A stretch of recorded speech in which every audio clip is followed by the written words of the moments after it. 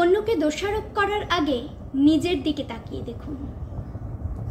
অন্যকে মেলাইন করার আগে নিজে কি করছেন, কতটা ঠিক করছেন একবার ভাবুন। সবসময় জানবেন অপরের দিকে তর্জনী তোলা মানে বাকি 4টে আঙ্গুল আপনার দিকেই তাক করে রয়েছে। যা আপনার কাছে ভুল তা অন্যের কাছে ঠিক হতে পারে, আবার আপনার কাছে যেটা ন্যায়সঙ্গত তা বাকি পৃথিবীর কাছে চূড়ান্ত অন্যায়ও হতে পারে। তাই অন্যের চরিত্র কালিমালিপ্ত করার আগে নিজের মুখটা আয়নায় একবার দেখুন।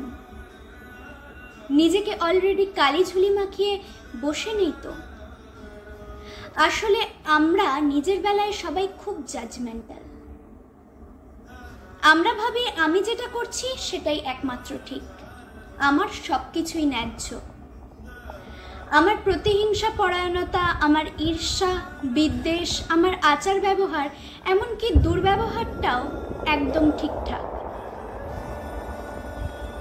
এগুলোর পেছনে কারণ আছে, আর আমার সঙ্গে যা যা দারুণ অন্যায় হচ্ছে তার পেছনে কি কি কারণ আছে বা সেখানে আমার কতটা ভূমিকা আছে, এই উল্টো দিকটা আমরা কেউ হিসাব করি না। আসলে আমরা নিজের ভাগের হিসাবটা খুব ভালো করতে জানি। তাই অন্যকে হেয় করে, খাটো করে, পুড়িয়ে ছাড়খাড় করে, অপবাদ দিয়ে অন্যরকম একটা আনন্দ পাই। মনে মনে ভাবি কেমন শেষ হাসিটা তো আমিই হাসলাম। অপরকে কতখানি জব্দ করতে পারলাম ভেবে আমরা অদ্ভুত প্রশান্তি পাই। ঘুটে পড়ে গোবর হাসে, কিন্তু গোবরকেও একদিন ঘুটে হতে হয়, আমরা সেটা ভুলে যাই।